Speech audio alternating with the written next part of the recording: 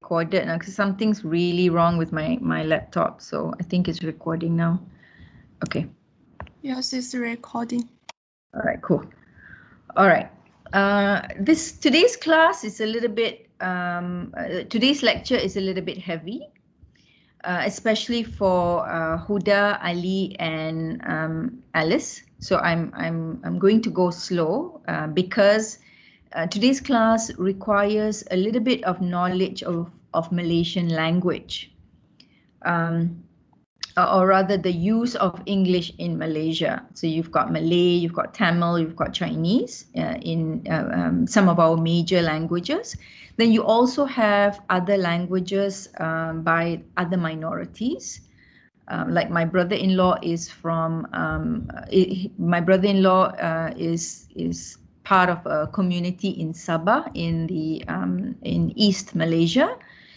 He's from the Bajau community and he speaks Bajau. That's his native or first language, mother tongue. Then of course he speaks Malay, he speaks English also. So when we talk about languages in Malaysia, the national language is Malay, and then we have other languages being spoken in Malaysia, including English. Okay. So I want to kind of go through every class. I want to recap the things that we have done before, and there is an e-task on UKM Folio that I put up today.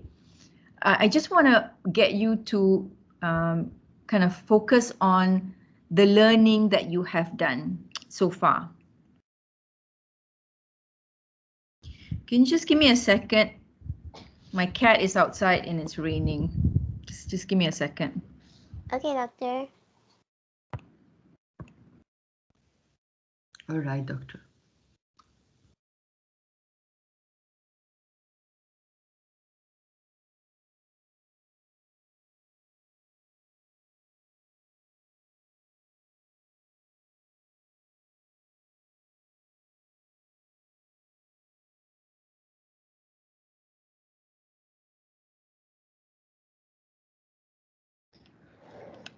All right. Okay, where was I? Yeah. Okay. So if you remember from the very beginning, from our very first lecture, I talked about this relationship between context and text. So this relationship between context and text is something that you will keep coming back to. You know, even if you're doing your thesis in a different literary canon, on a different literary canon, maybe Iraqi literature or Chinese literature or American literature, it doesn't matter. But this relationship between context and text is something that we will have to keep coming back to again and again. So let's unpack, when we talk about context, let's unpack what are the different dimensions or the different aspects of context, of a nation's context or of a literary canon's context. So the first we talked about in great length, you know, for a couple of weeks now, is the historical context. So when we talk about Malaysia, the context that forms this nation state called Malaysia today, it's rooted in colonial and even pre-colonial era. So, but we're going to take just from the colonial era, specifically from the British imperialist era, and then Japanese, and then back to the British, and then independent. Okay, so this aspect we will continuously keep coming back to, how colonialism affected and changed the landscape of Malaya, making it more plural as well as later more diverse and multicultural. Another aspect of the historical context is this construction of the plural society. So this we talked about also when we experience this coming of the migrants. And one of the tasks that I gave you for you to do was to look at the various historical episodes of the country and pick up important milestones, you know, and some of the milestones include the coming of the Chinese laborers, the coming of Indian laborers from India and from China during colonialism, during the British colonial era, and how that drastically changed the landscape of the country. And J.S. Furnival described plural society. So this notion of plural society is not multiculturalism. Nowadays, people use the word plural society as if it's the same as multicultural society. It's not. So that is a construct, another aspect that we need to define. And then we say, when we talk about plural society as defined by J.S. Furnival, so communities live isolated from each other, you know. So if you think about it, so you've got communities living in different parts of the world, in different parts of the land, and they only meet in the marketplace. So they meet in the marketplace, but each community lives isolated from one another. And what this creates is a very communal-centric or ethnocentric mindset. That means you see the world only from your own point of view, your community's point of view. Very blinkered, a very narrow perspective of the world. So their worldview, each community's worldview, is very ethnocentric. Okay, so this is something I want you to kind of have at the back of your mind. So when you're reading Malaysian novels, or as well as novels from other parts of the world, right? You must ask yourself, does the writer create an ethnocentric perspective or a multicultural perspective of the country? And then the question I'm going to ask, I leave you some questions throughout. So these questions can help trigger your own understanding. And if you find you want to expand on this for your second assignment or for your final assignment, you may do so. And I can guide you. You can tell me, look, I'm interested in the historical context, and I'm interested in looking at how this particular context colors the reading of the return, something like that. If you're interested in any of these things, let me know, then we can have a private consultation and I can guide you. I can ask you to read certain things, then you can do your work at a more focused manner. Okay, so the question regarding historical context is, how does the return, this novel, The Return, challenge that issue? So a lot of writers, critics especially, state that The Return is very ethnocentric, very communal based. It's about, it's championing the issues and concerns of a particular community. But my question is, how does it challenge that idea? How does Maniam challenge that criticism in the novel? Think about Ravi. Is Ravi a product of the ethnocentric mindset? Is Ravi a true Indian? In the story, is Ravi depicted as a true Indian who celebrates the Indian culture, who speaks the Indian language, who adheres to the Indian way of life and worldview? Or does Ravi in fact have a kind of a challenge, a conflict with his own community? So if people say The Return is very ethnocentric, what about Ravi, the central character? The central character is having a kind of an intra-conflict. Intra meaning within the community. Intra-conflict with the Indian community. Okay, so if you say The Return is ethnocentric, how come Ravi doesn't fit the community's expectation? How come Ravi appears to be in conflict with his own community?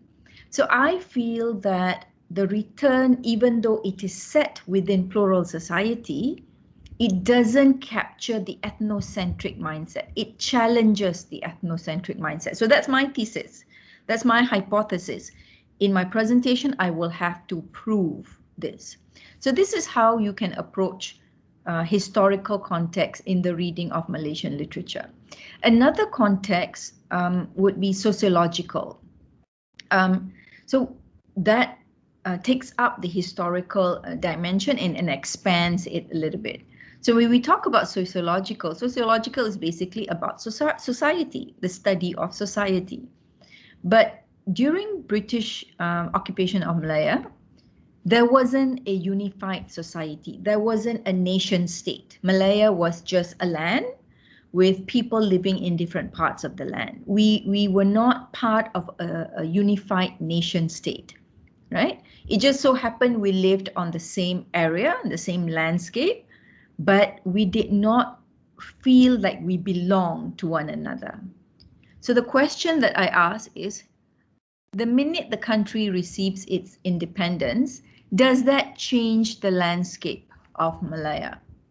In The Return, there is a scene where Ravi and his father goes to watch the first prime minister declare independence. He raises his hand 3 times. He says, Merdeka 3 times. Merdeka means independence. Okay. So he chants it, the prime minister, Tunku Abdul Rahman, he calls out 3 times, Merdeka, Merdeka, Merdeka, meaning we are free. You know, we're independent, we're free, we're free, we're free. Yeah. So there is a scene in The Return that captures that.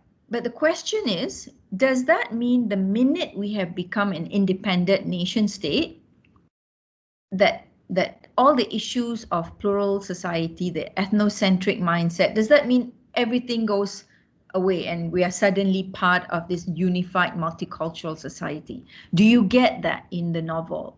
That is something you can explore if you are interested in looking at sociological context and how Malaysian literature captures that. Okay, so how does Malaysia's diversity affect its writers? In today's class, we're looking at a couple of poems. One of the poems, if you have it, I have it here, don't I? Somewhere. Yeah. This poem, the word Malchin, let's see. Okay, I'm gonna try. See, this is why I miss whiteboard and classroom, and you know, where I can just walk around and write stuff on the whiteboard. Okay, sorry. All right, so before I forget.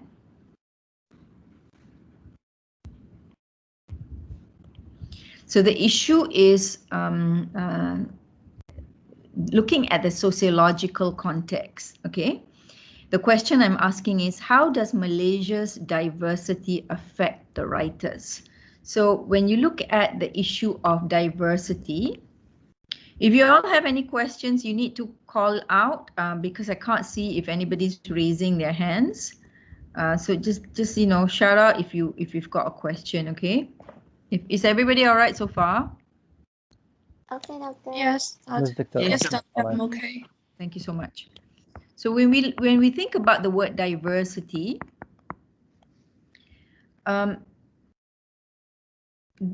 what comes to mind? Just give me some ideas, like brainstorm some ideas. When you think of the word diversity, what comes to mind?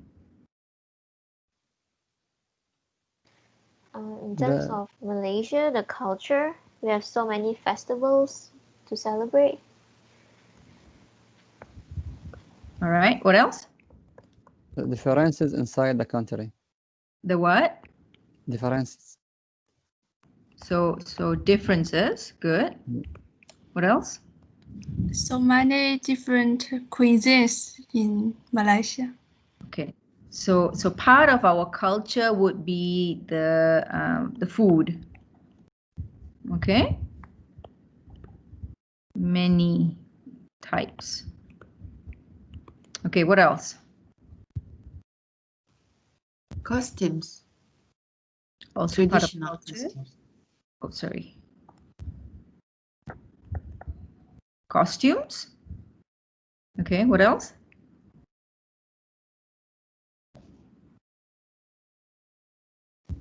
Religion. Good. Lifestyle is considered culture? Yep. Okay. What else? Maybe we can say language. Good. Which is also culture. Race. Ethnic groups. Yeah.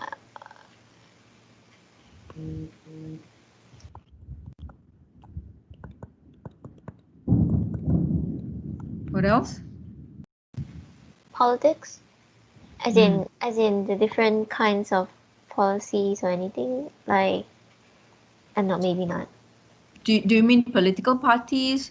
Do you mean policies regarding diversity or Yeah. management or multiculturalism? Which one? Actually both, Doctor.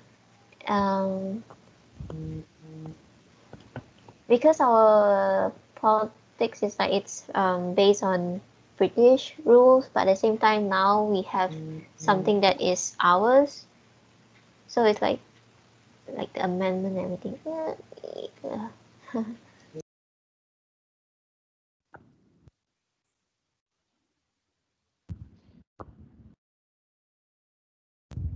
We may also, Doctor, refer for roots.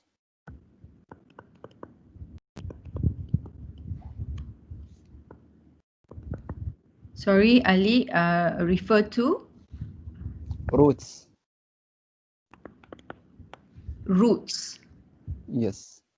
Do you mean like background, ancestries? Yes.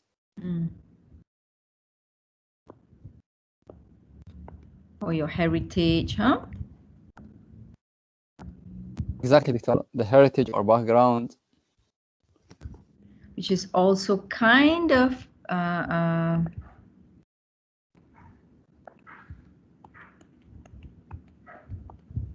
connected to culture.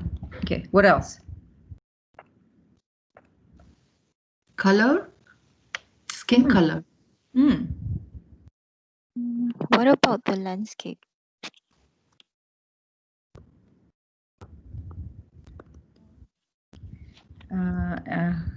Husna, explain.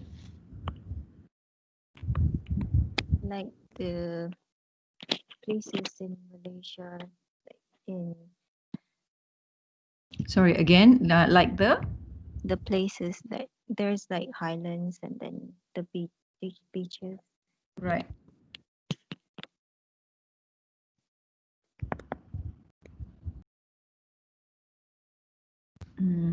So you've got I would kind of explain it slightly more like this. You've got the city, and you've got villages. All right, but you also have, this is connected to plural society. You also have even within this kind of a binary, you've got the estates, you've got the fishing village, you've got the tin mines, yeah, Urbans. you've got the palm and rubber estates. Sorry. You've got the rubber estates, you've got the oil palm estates, and each geographical location is populated by a particular community. So fishing village tends to be predominantly Malay. Estates tend to be predominantly Indian, not all, but predominantly. Tin mines would be predominantly Chinese, populated by the Chinese. And the tin mines later became urban cities.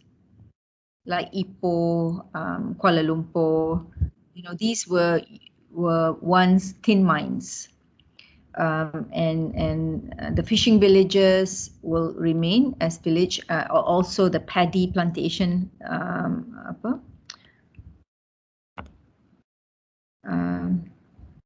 the paddy farms, the orchards. So you know, so it tends to be even the economic activities were tied.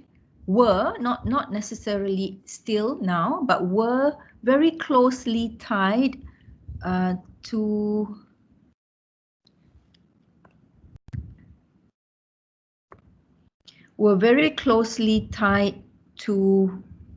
ethnicity.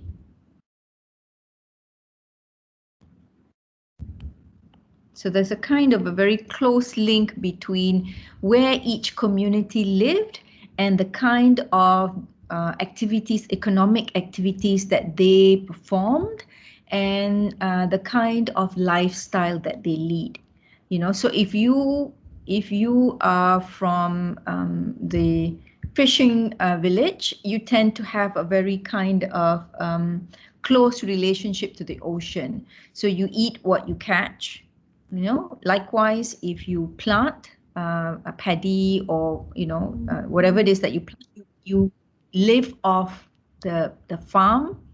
So in the second week, when I asked you to identify some Malaysian writers, one of you mentioned Shannon Ahmad. I think Husna talked about Shannon Ahmad.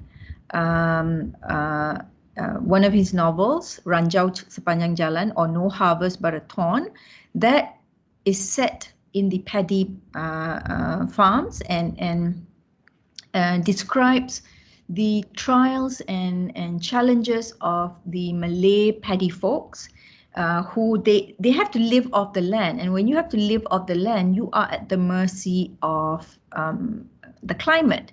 You know, if it doesn't rain, what happens to the paddy? The paddy needs the irrigation, the water, and if you don't have man-made irrigation facilities for the paddy to be given water when they need water, you are at the mercy of nature. And if it doesn't rain, what happens to your crop? So that kind of a very close relationship between man and nature is described in that novel, in Shannon Ahmad's No Harvest But a Thorn. Okay, that's a Malay text. It was translated into English. So and then there are other writers who, like Muhammad Haji Saleh, the Malaysian poet, the poet laureate. His early poems described the fishing villages, described experiences of the Malay community in these village settings, the kind of lifestyle and how they lived very much closely connected to the land. There is that kind of a man and nature relationship. Okay, so when we think about diversity, these are various, and first of all, thank you. This is brilliant. This is very, very close to the kind of issues that Malaysian writers themselves depict. So what I want you to think about, so if this is what diversity is about, if I drew a bigger square, can I make this smaller? I can't. Okay. So if I made a bigger square and I say that big square kind of describes, this kind of describes what the Malaysian author describes in their writing. So this is what Malaysian author defines as their social reality. So if you think about it, each Malaysian writer will pick on one aspect of the diversity in this land. So the first novel that you read, it captured the experience of the estates. So this is what The Return was. But it doesn't mean Malaysia doesn't have all the other aspects of its diversity. Okay, and Maniam's, where's language? Language, yeah. Maniam also captured an aspect of the language of the Indian community, also captured an aspect of the religion of the Indian community, also captured an aspect of the festivals of the Indian community and customs, especially chapter 1. If you read chapter 1 closely, you will find that the components of culture, of customs, of religion, of language and lifestyle, they are all captured in the return, but they are based on a particular ethnic community's representation.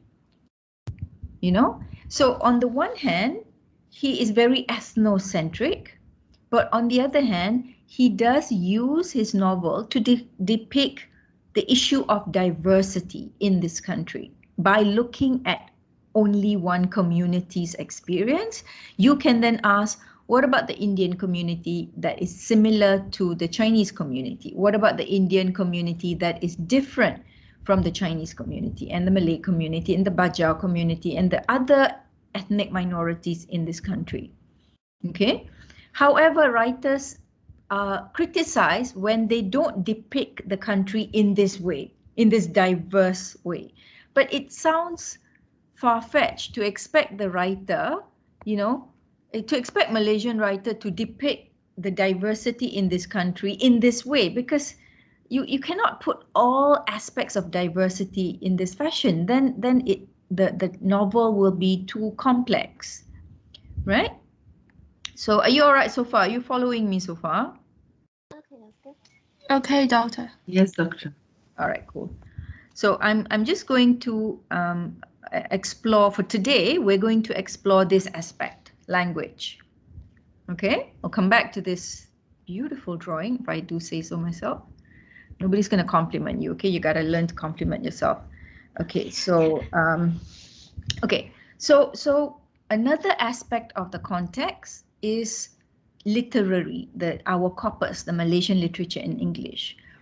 So Malaysian literature in English Malaysian literature in English falls within a corpus, within the corpus, Malaysian literature in English falls within the corpus of vernacular literature. So Malaysian literature in English, so the text that you are reading is not a national literature. Last week, Alice asked about the definition of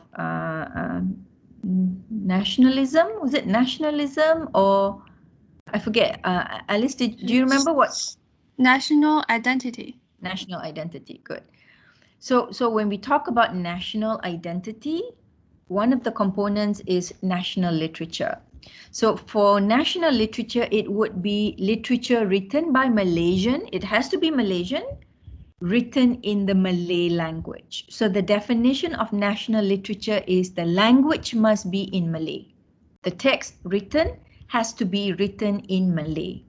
If it is written in any other languages, it would be called sectional literature or vernacular literature. Now imagine you are one such writer who write in other languages besides Malay, but you are a Malaysian. Imagine that.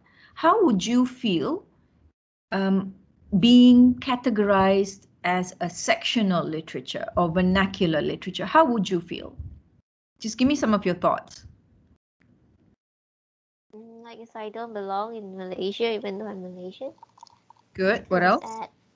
Good. What else?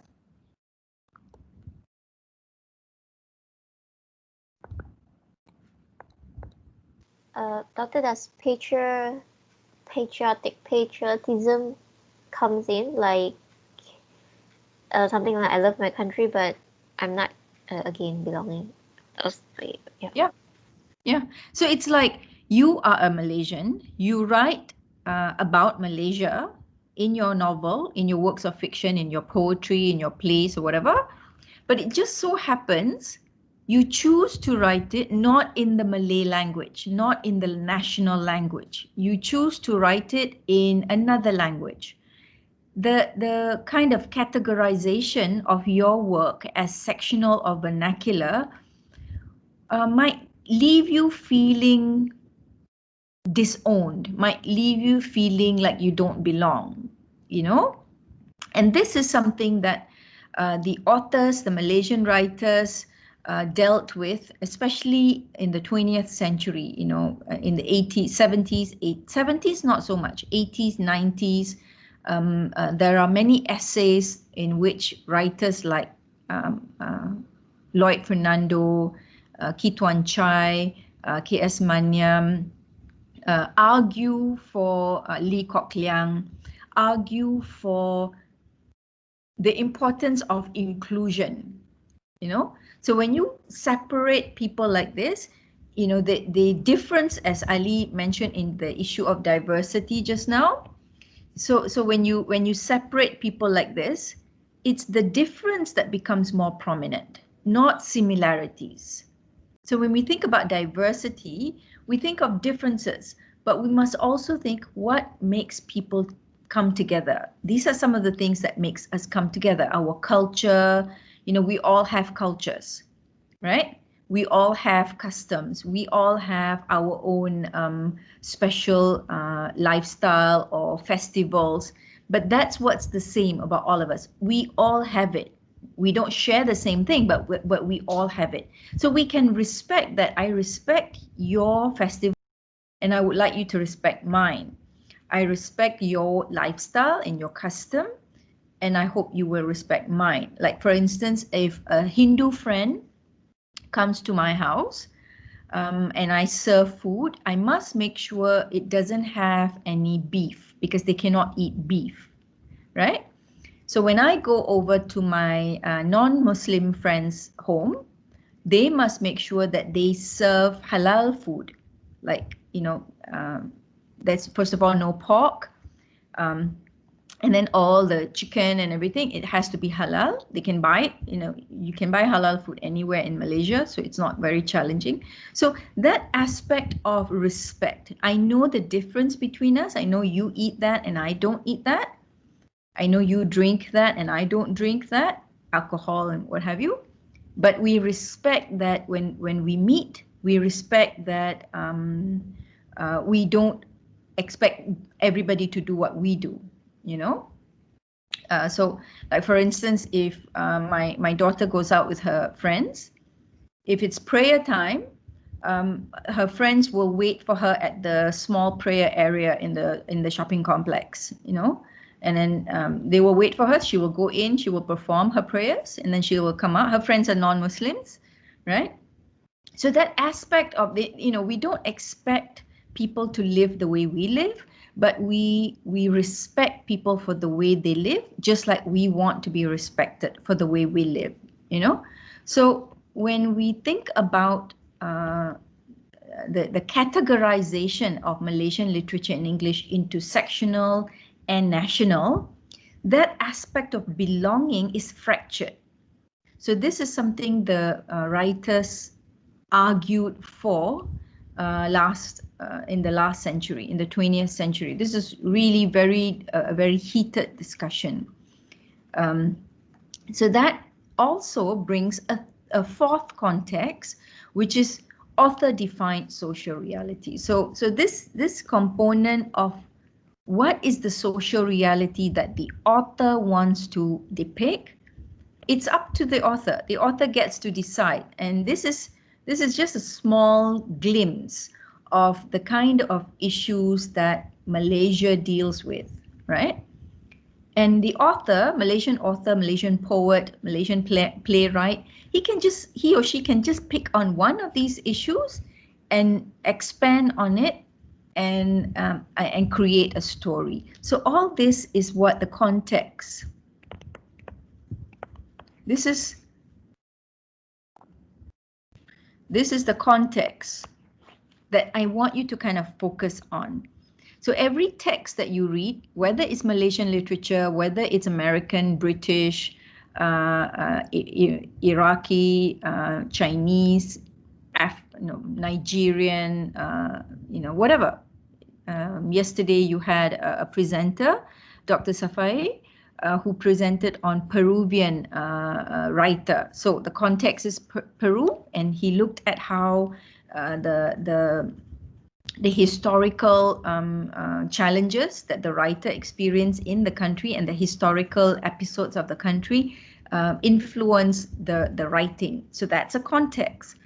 So this framework of looking at the text from the context in which it is set is an important aspect that I want you to kind of focus on.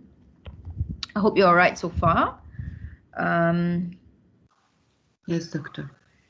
Okay, so for this week, one aspect of the context is language, like I said. So how is language used to create a common culture in Malaysia? So I would like to hear from Jennifer and Husna as our Malaysian representative. Woohoo! How is language used in your everyday experience? Husna, your mother tongue is Malay? Yes. Jennifer, your mother tongue is? I don't know, doctor. No, because It's not a good answer. yeah, English? uh, Hokkien? Mandarin, English, Shinglish. Okay, a combination of Chinese and and English. English. Yes, Okay. Chinglish. Yep, Okay, so- Chinglish. Shinglish, like this, huh? Okay, yeah, that's good. No, that's poorly written. How do I erase this? Eraser. Okay. Okay. Where are you? Yes. Shinglish. Like that. Shinglish. So this is Chinese. See, Chinese and English. Yeah. Yeah. That's something I want us to kind of think about. Like, okay, Alice, in China, what's the common language that people in? I know China is huge, so when I was in Xi'an and Beijing, I'm assuming everybody spoke Mandarin to each other. I don't know. Is that the language that you all speak? Is it Mandarin? Yes, sir. Yes. So yes, it's whether I'm in Xi'an or Beijing or Shanghai or any other parts of China, people will speak Mandarin. Is that right? Yes, they speak it in public place. What about at home? Different different places have different accent. Accent. Yeah. So it's just the accent, but the language is the same. It's how to say it is Dialects? Is it like dialects in Malaysia? have lots of languages. There is. Yeah. So how many languages do you speak? For me, it's only the standard Chinese. Yeah. The Mandarin. Yeah. Okay. Huda and Ali, what's the common language in Iraq? It's Arabic, doctor. Yeah. So The formal language but in we Iraq have doctor, Kurdish. is Arabic. But you Yes. also have Kurdish, Kurdish. It In is the north at of Iraq. north of Iraq, yes. the north of And Iraq. yeah, and we have this the Christian groups. They have different languages. So when they went abroad of Iraq, in immigration country, they have to make their children learn their own language. It is Ashuri, something like Syrian, something like that. But they don't concentrate on Arabic. So they will keep their ethnicity. But if you travel in any parts of the country of Iraq, if you can It's speak Arabic. Arabic, you're fine. All of them, yes, because and if even our education The first is the Arabic, then it will be English number two, sorry. In China, how is it, Alice? Is English studied in school? Is it a language that is used? Because when my family and I traveled to Xi'an, and Xi'an especially because the Muslim population is so huge, they have one of the oldest mosques, which was set up, I think, shortly after Rasulullah passed away, our Prophet passed away. So the mosque is very, very old, so beautiful. It's got the Quran, every page of the Quran on the wall in carved out. You know, it's so beautiful. And the Muslim women were wearing the scarf. So because I was wearing the scarf, so I was traveling with my family. So I didn't speak the language, but everywhere I went in Xi'an, spelled Xi'an. Everywhere we went, somebody will always greet me. Assalamualaikum Muslim, Assalamualaikum Muslim. So they will always, we don't speak the language, but people will greet us because of the commonality. You know, with Beijing, it was more difficult because it was more cosmopolitan. So in China, if somebody spoke Mandarin, then they can just get by. They can move around. They can communicate easily, right? Yes. Yeah. We have 56 nationalities, and different nationalities may have different language. For example, the Korean nationalities, they speak the Korea. Yeah. When you say 56 nationalities, what does that mean? Are they Chinese population? Are they Chinese, or yes, they are are Chinese. They are Chinese, but they are from, they migrated from other parts of the world? Maybe they migrate from other parts, but it's before very long time, and they think themselves like a Chinese. They are Chinese. Yeah. So it's the same in Malaysia, where the Indians and the Chinese migrated or came into Malaya as indentured laborers during colonial time. So their lineage, their grandchildren, their children, their grandchildren, their great-grandchildren are now part of the country, but they can speak languages of their ancestors, like Mandarin or parts of India. There are many languages. Tamil is one, Telugu is one, Malayali is one. So India has many languages, and the community of Indians in Malaysia today, they speak all these other languages, you know. And even in Malaysian schools, in the vernacular schools, children are taught in those languages. So that's the situation in Malaysia. So one of the questions to ask is, when you have a foreign language like the English language, when it is a language of the former colonial masters, how is that language made more local or more native? And that's the issue that we want to kind of discuss today. I don't know if Huda and Ali managed to pick up any Malay slang or Malay expression.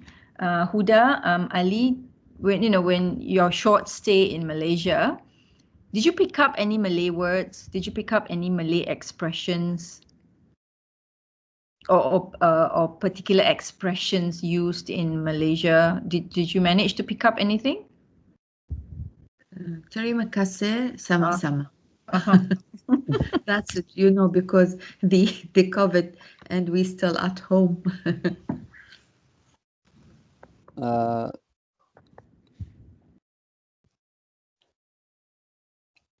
For Alice, terima kasih is this means thank you. All yeah. right. Is that right? 谢谢. Yeah. Yeah. That's in Mandarin. My daughter's picking up, is learning Mandarin. Sama-sama, I'm not sure. Arabic is shukran, afwan.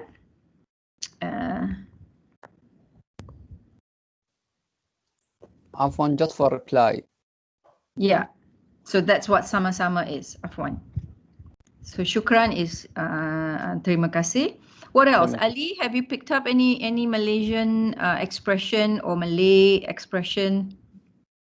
In fact, Doctor, at the beginning when I be there in Malaysia at that short time, I learned many words, but actually today I forget them because it's difficult for me to remember all. Just terima kasih and. Sure. I want to, you know, when I get you all to do anything, I want you to always try to begin from your personal experience. Of course, Husna and Jennifer, I'm not going to ask you how many Malay words you all know or how many Malaysian expressions you all know. So you know, we'll see from the reading of the poem today. But we think about, you know, this how language affects national identity. That's the question that Alice asked us last week. This issue of national identity is something that we need to kind of like keep at the back of our mind as part of our context. So when we think about diversity, there are many aspects of our diversity, but what we also need to kind of focus on is how this diversity is made. How is it unifying us? How is it unified? How is it unified? How does the country come together and create one unified sense of identity, despite all these many diverse aspects of our identity? So for today's class, we're only looking at one component of national identity, and specifically looking at how the language can be used to unify the diverse country. And I'm not talking about using the same language. I'm talking about using the English language in a more Malaysian way, you know? So creating your identity using the English language to make it more Malaysian. That's the kind of focus we're looking at. Okay, so this, I'll come back to this. So the issue is, how can language be used to resolve conflicts and differences and diversity? How is English language made more Malaysian? How does the Malaysian writer express themselves without sounding too English? You know, how does the Malaysian writer write by sounding more Malaysian? Okay, and how is the Malaysian culture, specifically the use of the Malaysian English, captured in Malaysian literature in English? So if you are interested in doing this topic for assignment 2 or for your final project, so these are some of the research questions that can get you started, can get you thinking, okay? Oops. All right. So one of the things that we want to kind of talk about is this idea of nativization. So the word nativization is to make more native.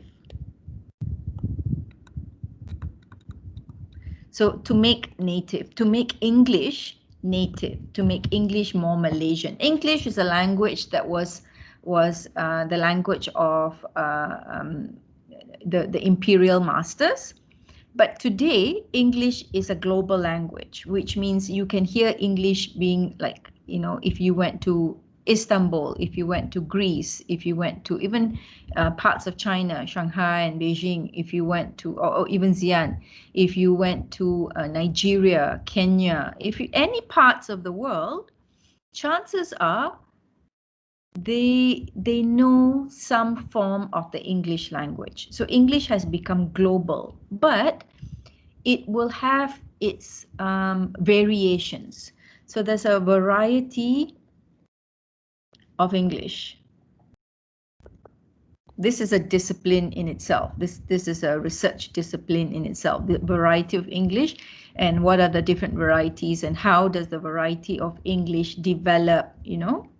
If any of you like to listen to songs or music, popular music, especially if you listen to rap or hip hop, you will find that even the English used by the rap singers and the hip hop singers has a variety. It's not your standard English. There's lots of expressions. There's lots of slangs and certain words that you have to, you know, find out what's the meaning of this word, you know.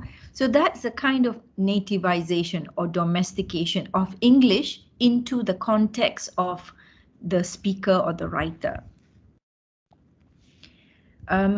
So, you know, this aspect of nativization, it creates a kind of an identity, a kind of sense of self, as well as sense of community.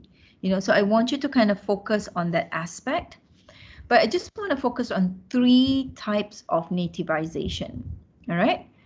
If you are interested to pursue this for assignment 2, then, you know, we can expand on it further. Any of you, if you're interested, the lecture notes are there. But I just want to kind of take you through some, and then we go straight into the poems. I just want to kind of give you some examples. So the first is abrogation. The second is appropriation. The third is domestication. So this is the framework. This is the methodology. If you want to study the nativization of the Malaysian English in Malaysian literature in English, these are the 3 main concepts that you will focus on. So when we talk about what happened to abrogation, when we talk about abrogation, abrogation means to abrogate means to refuse the categorization that is given to you. Basically, in other words, to disregard the grammar, the English grammar. Right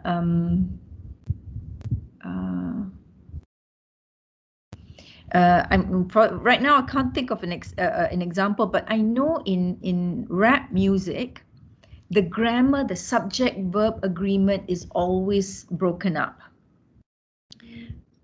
He is, she is, they are, right? You know this basic grammar, right? This is called subject-verb agreement. Are you all with me so far? Hello? Yes, doctor. Okay. Yes, doctor. Thank you. So this is called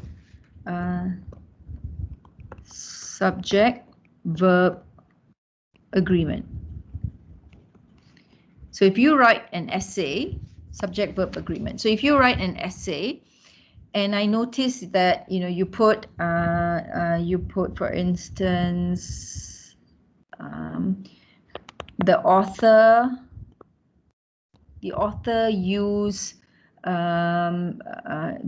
use English to express his ideas. Okay, there is an error here. There is a grammatical error because the author is either he or she, and you have to use the singular. It has to be users. Do you get what I'm saying? Hello? Yeah, doctor. Okay. Yeah. Yes, doctor. Okay. Yes. But if it is the authors, then use. That's correct. So this aspect of subject-verb agreement is part of the standard rules of the English language. However, writers who use nativization in their writing disregard that, purposely flaunts the rule of the grammar, purposely breaks the rule, not because they don't know any better, but because they want to show that this language that they are using is not the standard English language. They purposely abrogate their work. Let's look at an example, okay? All right, so this is a poem. I've asked you to print this. If you've got it with you in front of you, please take it out. It's the poem by Saleh bin Jonet, the writer's name. He just passed away 2 weeks ago, I think. Saleh bin Jonet, this is the name of the author. All right, do you all have it with you? Yes, doctor. Okay. Yes, doctor. Cool. All right. So this is a poem in which the poet purposely breaks a lot of the English language rules, English grammar, in order to express his sense of Malaysian identity in using the English. In the title is Malchin. Malchin is a combination of Malay,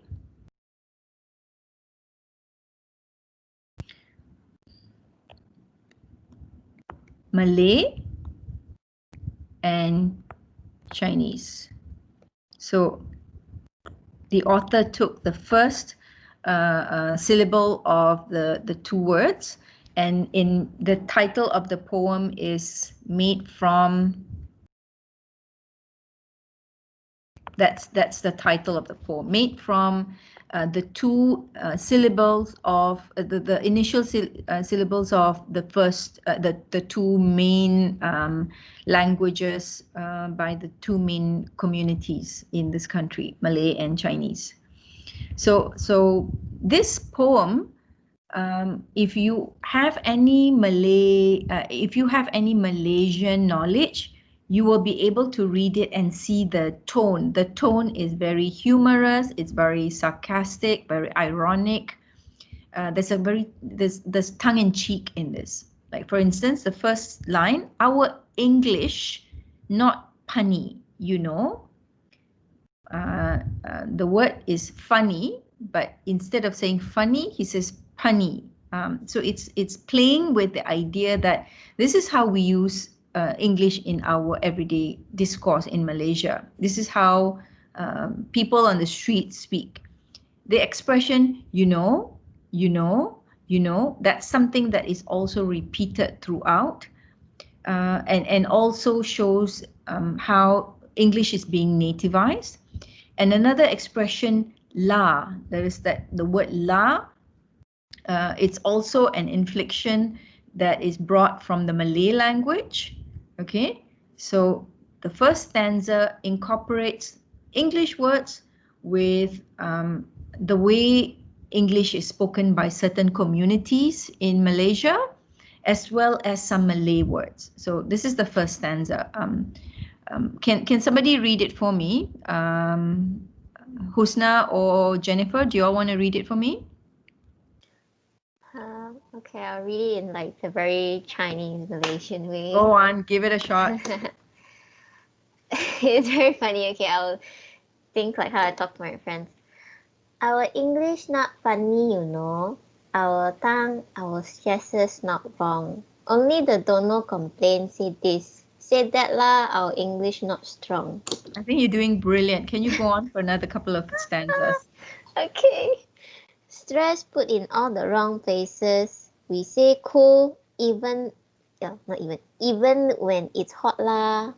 We hate the Matsali races, but hijack the lingo lah. And we true Malaysians, you know. We pre people, you know, pre. To make English not English, our very own, you see. Okay. Yeah. So thank you very much. That was Jennifer, by the way, in case everybody was like, who was that, you know? Husna, do you want to take over a couple of stanzas for us? Okay. We stop at we true Malaysians, right? Stop at yeah, we true Malaysians was the last yeah.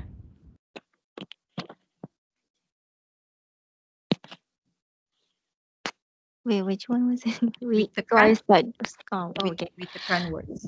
We tekan words like our leaders tekan every words, everything that should be properly tekan for the real good of the nation. Just as we make English ideas not English anymore, but pre of all the liberty that should stay in the dictionary. We not talk like those lawyers with their Cambridge education. Talk this Lola, that Lola, put off colonial twang and action. We tekan words our own always. We tekan the do in education. Cause we free to do what we like, which with words, meanings and diction. Okay, just finish it off. We always prefer to differ, not defer. That's so damn English. Our revered leaders taught us that. Don't know you think it's so ticklish. We love to follow our leaders in everything that matters. From that careers to pursue to what thing to consider true. We do that also in private matters. Tekan the knee in fornication. Cause not like our former masters. Something we don't tekan like they do. The crass in democracy with stress. The also the dome freedom wait dome in freedom. In patriot is riot lah like the rest and never the war in boredom. What more we really give full blast to the to the id in idealism. So how dare you say we misplace our stresses, our nationalism? We always have them about us. Every time talk English lah, our way of talking the lingo. It's our way of being unique so. It's our great opportunity to practice our own democracy. Okay, thank you very much. It's a very compact poem that has many nuances of the English being used in the Malay in the Malaysian context. Not everybody speaks English in this way, but as Jennifer said just now, sometimes when we talk to friends, we kind of break into this more Manglish kind of expression.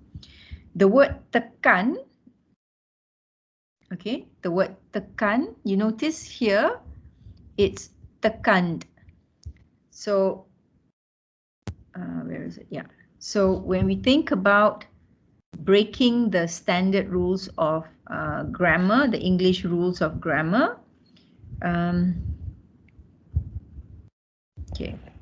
So when we think about the standard rules, if you want to have past tense, so you have the word use, the past tense is used. Okay, give me another verb. Give me a verb. Play, played. Good. Let me just erase the whiteboard, okay?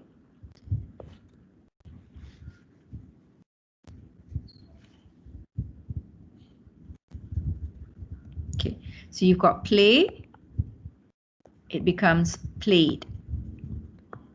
All right, standard, English, it's pretty straightforward. You just incorporate or you just add a kind of an ed. Most verbs is just an ed to change it from past tense to present tense. But of course, you've got some words like put or cut that is standard in present tense and the same as the past tense. Okay, so these are like exception. We won't go there. But you notice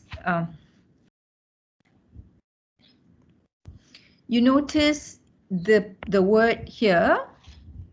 The word is, there is a past tense in that word, ed. All right, there is the word tekan. The word tekan is a Malay word. Tekan means what, Jennifer or Husna? Press. Press or put pressure on. Yeah. Yep. Yeah, tekan, meaning you know, if you go into the lift and you want to press the button to go to your floor, you just basically tekan the button that you want to go up to, like 12th floor, you tekan the number 12, or you press on the number 12 and you go up. But the word tekan also it's a pun. It also has double meaning. The other meaning is when you are being pressured by others to do certain things the way they want you to do, we also use the word tekan. It's a kind of a colloquial expression. But in this context here, the word tekan, you know, the Malay word is combined with the English grammar to create a new word, to create a new past tense word.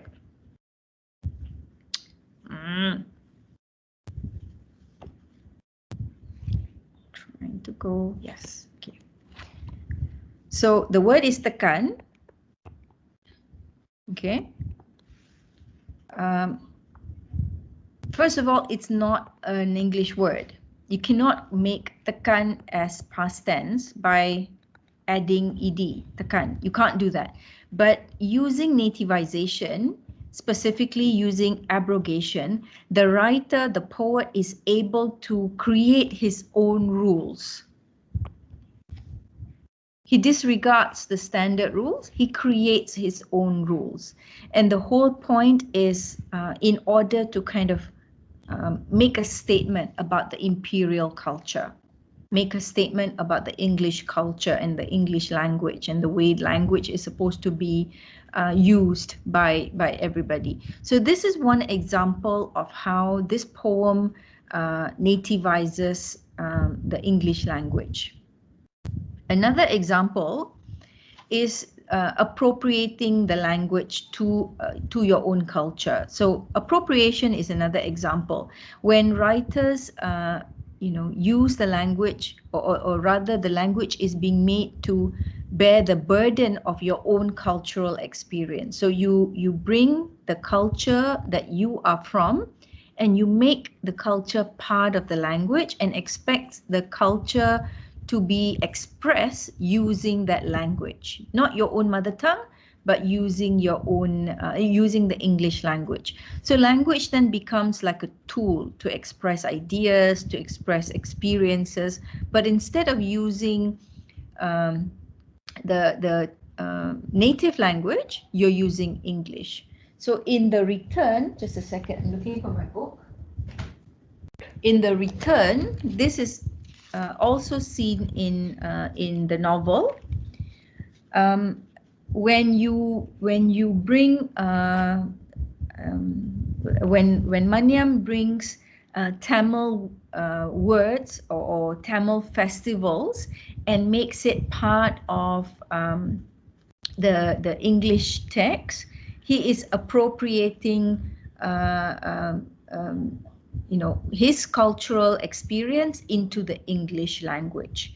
Give me one example in the novel, in The Return, if you've got it with you. Give me one example where the word is not English, but it's put into the text. The word is not English.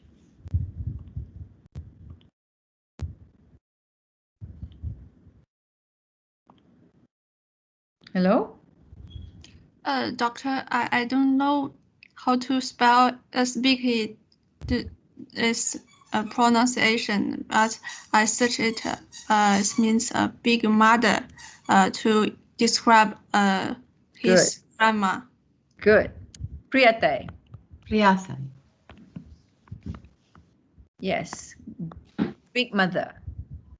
Atai is mom. Priyatai means big mom, or yeah, there's a kind. Yes, good. So this is a word in the Tamil language, but it is brought into the English language. How would you say grandmother in Arabic? It's Doctor, we can say Bibi or Jadda. Yeah. Bibi, like this. Where is? Bibi. Yes, Bibi. Yes, doctor. How do you say grandmother in Mandarin? We have two ways. The mother of my father is called Nai Nai. The mother of my mother is called Lao Lao. Nai Nai, like this. Yes. Yeah. Priyatai is same as Nai Nai because Priyatai is Ravi's paternal grandmother, the mother of his father. So it's Nai Nai. So you see, if you are writing in English, but you want to put aspects of your culture, be it Arabic or Chinese. Okay, how do you say grandmother in Malay, where you are from, Husna? Is it Tok Mak? Is it Mak Tok? Is it Opah? Is it what? I remember calling my grandmother Wan, but Yeah, so ni up north lah ni. yeah, she's from Terengganu. Yeah, okay. So in Malaysia, it's even more unique. Doctor, Chinese, we call Popo. Wait, Popo. not Nai Nai meh? Different. Oh, This okay. one is like there. Nai Nai in our Malaysia, it's a different dialect. You if you are from, because I'm Hakka and Hokkien, so we call Apo or Popo. Okay, Popo. Nai Alright. Nai is another dialect. Yeah, yeah. All right. Just I think, yeah. Okay, so in Malaysia, different parts of the country, the people in different parts of the country will have different terms of endearment for their family members. So, like Husna says, her grandmother, they call her Wan.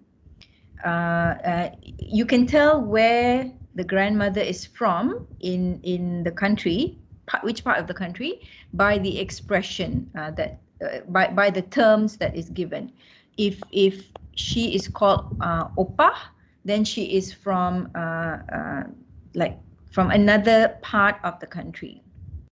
If she's called Tok Mak, she's from another part of the country. So the term that you use simply to express your elderly, your relationship with the grandmother figure already indicates the appropriation of the English language by the writer. So when you're reading a text, be sensitive to that. When you're reading a Malaysian text, be sensitive to the way the Malaysian writer nativizes the language. Doesn't use the word grandmother, because the word grandmother has a kind of a very English tone to it, and that relationship between the grandchild and the grandparent is different. Whereas if they call the grandmother Popo or Bibi or Wan or Nai Nai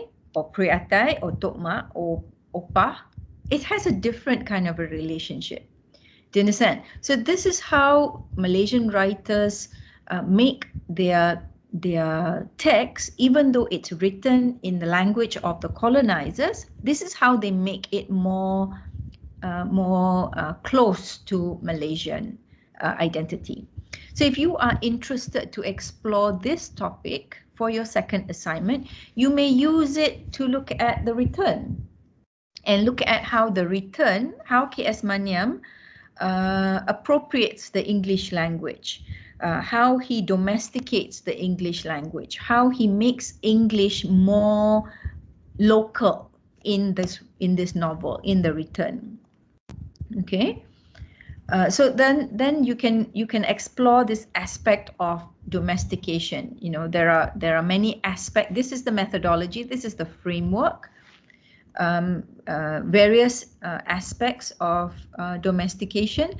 It's the adaptation of the various languages in the country. This poem is called Malchin. but there is an expression called Eng Malchin, English, Malay, Chinese. And Jennifer said just now when she speaks to her friends, Jennifer, you use Manglish. Did you say Manglish? Yeah. Yep.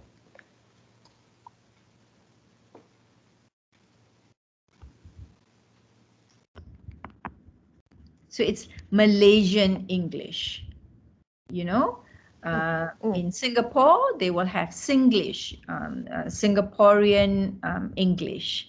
Various parts of the country, various parts of the region make the English language more themselves or more their own by creating this kind of hyphenated identity between the English language used and the culture in which it is based on, or it is set on.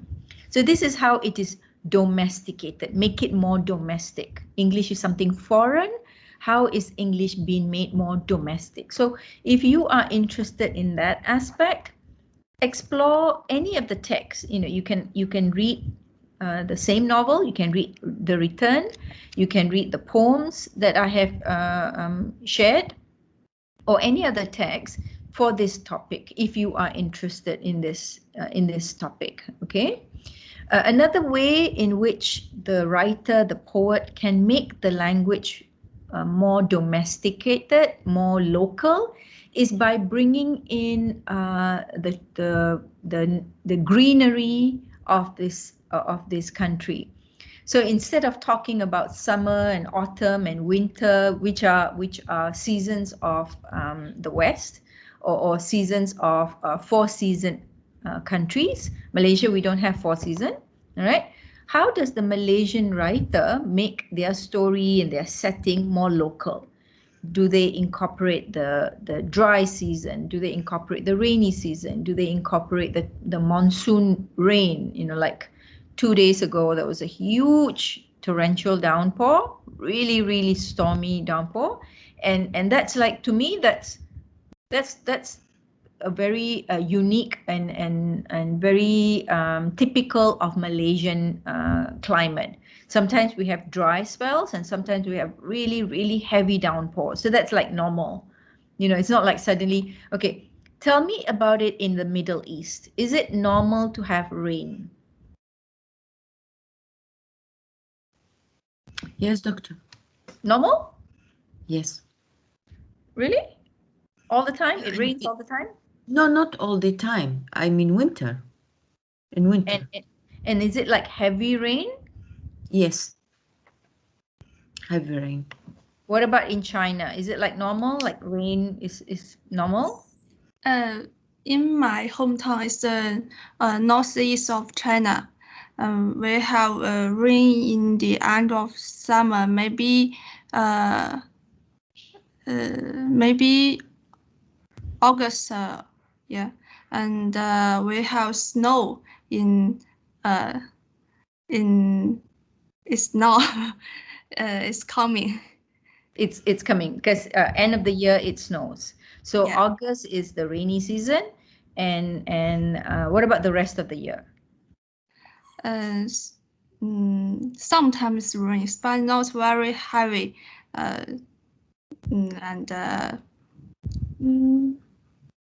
Something like that. Yes. So towards the end of the year, the rainfall becomes heavy, and then you get more snow. Yes. Okay. So imagine the writer wants to capture the setting, wants to capture about that time of the year. So the writer will use the changes in the climate to express, okay, this is happening towards the end of the year, you know, and if it was more dry, this is happening towards the beginning of the year. So the climate, the you know, the nature, you know, maybe there are no leaves on the tree. There's a kind of like barrenness in the setting. So that describes to you this is definitely after autumn, and this is very much in the winter of you know, the season is very much in winter. So writers use their surrounding and especially the flora and fauna and the climate to capture how this text is more local, how the writer makes it more domesticated. So this is something I want you to kind of also look at. Then there are other strategies to nativize. I'm not going to go into the detail, but if any of you are interested, then make an appointment to talk to me, and then I will talk you through this. But suffice to say, I just want to kind of look at just the overview, how writers use these important techniques, you know, switching from the Malay language into the English language, or the English language into the Chinese language, and then back again. So words, you know, just now you've got the code switching. I can't remember the words. Just a second now. Okay, do you all remember any switch from tekan? The word tekan. Tekan is not an English word, you know. The word tekan here is a Malay word. So there is a switching from Malay into English. So Funny means funny. Sorry? Funny. That one is this one. It's a fusion of, because the word is funny, but instead of spelling it this way, it sounds more Malaysian if you say pani. You know, so this is a kind of a fusion, a mixture of two. Also, the word tekan. Okay, but the whole point of all this is to make it more local, to make it sound more local. Okay, then there are untranslated words, like just now you said priyatai. If you look at the return, there are many words, especially at the beginning of the novel, in which the cultural setting is developed. The writer tries to capture the experience and the culture of the Hindus in this part of the country. If you look at page 5, when Priyatai is performing her religious ceremony, you know, in the way she does her prayers, she takes out this statue, this object, not the word statue. She takes out this object, you know, and then took out the statue of Nataraja. Nataraja is it's the statue. It's one of the gods, the Hindu gods. It's important to see what it looks like so that you can kind of have a sense. Where is my... Okay.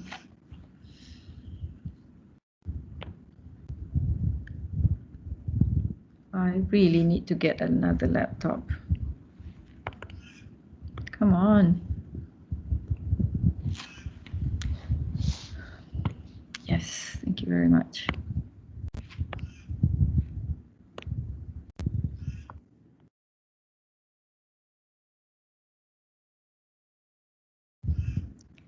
So this is the statue. Okay, so Priyatai took out this statue from the box, from the trunk that she was keeping it, took it out, and then she also took out a copper tray. This is on page 5 if you've got it. So Nataraja is the cosmic dancer. This is part of the Hindu culture and the Hindu religion. They worship various gods, and one of which is the Nataraja. Okay, and she took out various things. She took out the hand-woven silver and gold sari. Just the word sari also. Think about it. You know, if you don't know what a sari is, your whole experience of reading this part of the book, even in the first few pages, will be missing.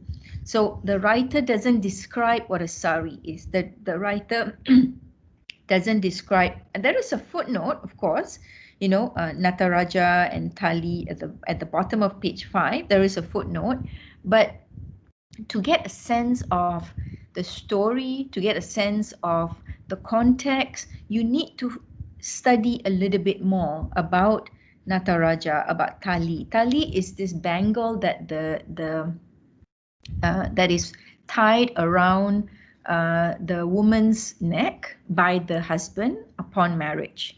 So a woman who wears the tali, people know, you know, she's married. In most cultures now, we wear the ring to symbolize you're taken, you're married, you know.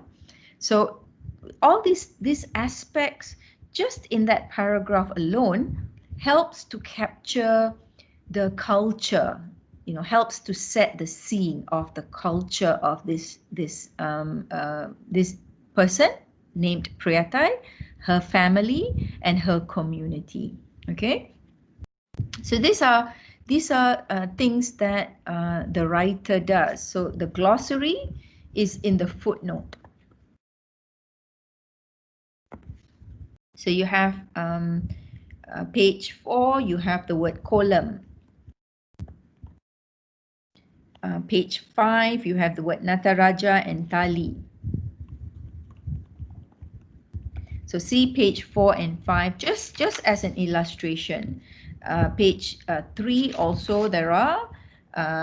Page 6 also there are, and page 7. So you notice just in the first chapter, you know, for assignment 2, you may look at just chapter 1 and see the strategies that K.S. Maniam incorporates to nativize the story, to make it more English Malaysian, or to make it more local, to make it more domesticated. How does he make the story, how does he make his writing more native? That could be assignment 2, you know. So I'm just giving you suggestions on how to kind of expand on your assignments, as well as look at the text from a more focused point of view. So some of the domestication that I want to kind of like incorporate in your discussion, especially for Huda, Ali, and Alice. So some vernacular usage of the words like la, you know, is ma a Chinese expression, Jennifer? Yeah. Yeah, so it's Chinese or? I think I can say it's Malaysian because it's like la, lo, ma. Yeah, that one. Alice, in China, do you use the word ma as a kind of a filler, or would you understand though if somebody says, give me an example, Jennifer, how would you use ma? Yame, me, I know lah, but Yame. Yame, like You sure ma? Are you sure or you sure ma? So it's like in English, are you sure? So in Malaysia, we'll say you sure ma? Right. Alice, if you were in Malaysia and somebody uses the word ma like that, would you understand? No, I don't think I can understand. In my hometown, ma means mother. Okay. Well, same at home. I call my mom ma as well. So, but it's like you add a H, M-A-H. Oh, it's M-A-H, ma, like this, right? Yeah. So there are certain inflections into the language that is neither specifically Malay or Chinese or Indian, nor is it English, but it's a kind of like a street usage of the language, you know. So this is something that is called Malaysianism. You may look at it, you may look at your text and see how the writer does that, if you're interested.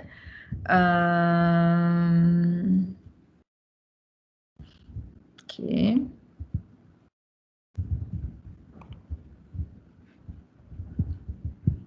So one thing about the vernacular style, it's towards creating a kind of a conversational English, rather than making it sound so formal and so standard. There's this infliction of the local expression, or the way the locals would speak the language, makes it more conversational, makes it more real.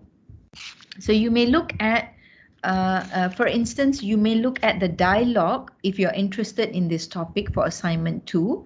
You may look at the dialogue in the return, the dialogues between the Indians themselves, between Ravi and another Indian character, or between the father, Naina, and other Indian characters, and look at how the English language is described, or how the conversation is described.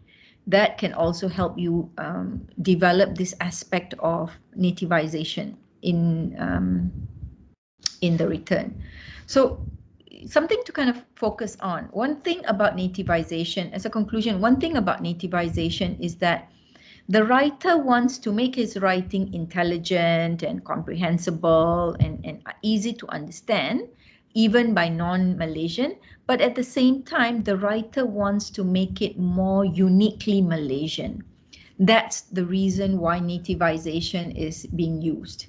It's not because the writer doesn't know how to write properly, because one of the previous arguments against Malaysian literature in English is that the writing mimicked English literature too much. It sounded too much like the writers that they were reading. You know, it sounded too much like the English writers. So the flavor of Malaysia is missing in Malaysian literature in English. So what the Malaysian writers have done was to make it more Malaysian, even though they are using the English language, by incorporating these nativization techniques. Okay. This is your e-task. This is the e-task. Like I said, the e-task is, you've got 5 e-tasks. All 5 will cumulatively give you 20 marks. So please perform every e-task accordingly. You can use this poem. I'm going to change the e-task. You can either use this poem or the novel, The Return, just to kind of look at the strategies that the writer or the poet uses to domesticate his text. Okay, so basically, how does this writer use English to make the text more Malaysian? That's what your e-task will be about. You can ask me questions. And a possible approach for assignment 2. So assignment 2 is the seminar. You can talk about any text. You can look at any issues. Some of you have already suggested that you want to look at. Jennifer, you were thinking of Shirley's writing, right? Yes. Yeah. So if any of you are interested in any of these texts that we are doing for now, for assignment 2, you may, for instance, look at the poem Malchin Testament by Saleh bin Junid and examine how the persona celebrates the Malaysian culture. So what aspect of the Malaysian culture is being celebrated in that poem? Language, the way we express things, the Malaysianism, you know, just pick on 3, and that can be your assignment 2. So it requires you to utilize at least 2 nativization techniques, you know, so that creates a kind of more complex reading. But the focus is to look at a particular theme, the depiction of the Malaysian culture. What aspect of Malaysian culture? We started off by problematizing the issue of diversity, and what aspect of diversity are we focusing on? It could be customs, it could be culture, it could be language, right? So what aspect of Malaysian identity is being described in that poem? You can focus on that. Or else, if you are interested in the return, you can also look at the return for assignment 2.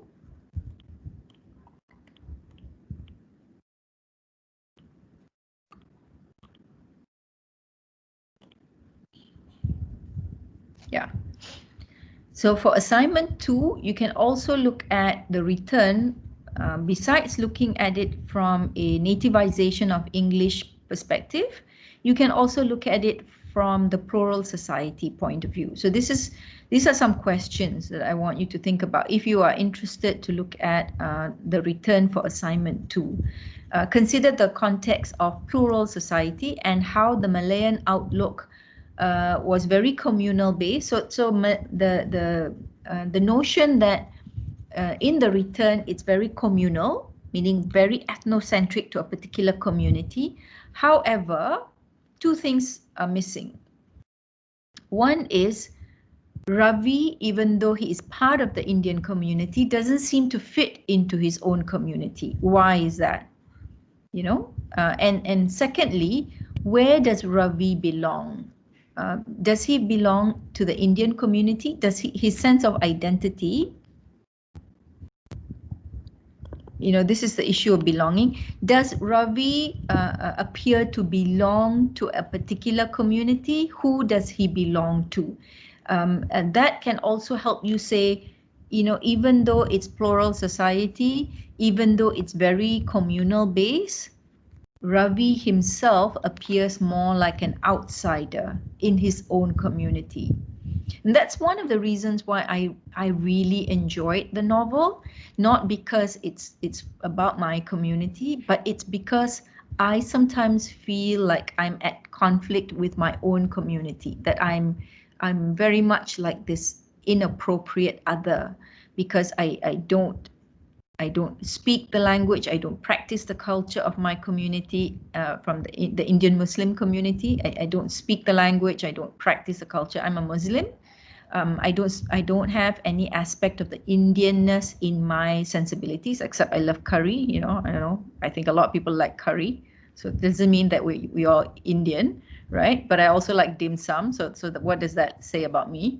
You know, so you know, so and I like Arabic food. I like shawarma. I love, you know, I love all these things. So I don't necessarily fit into the mold of what it means to be part of this particular community that I'm born into. That's why I enjoyed reading The Return, because I feel like Ravi is going through that same search. And that was the search that I went through when I was younger as well. So when I was reading this novel, I've read this novel so many times.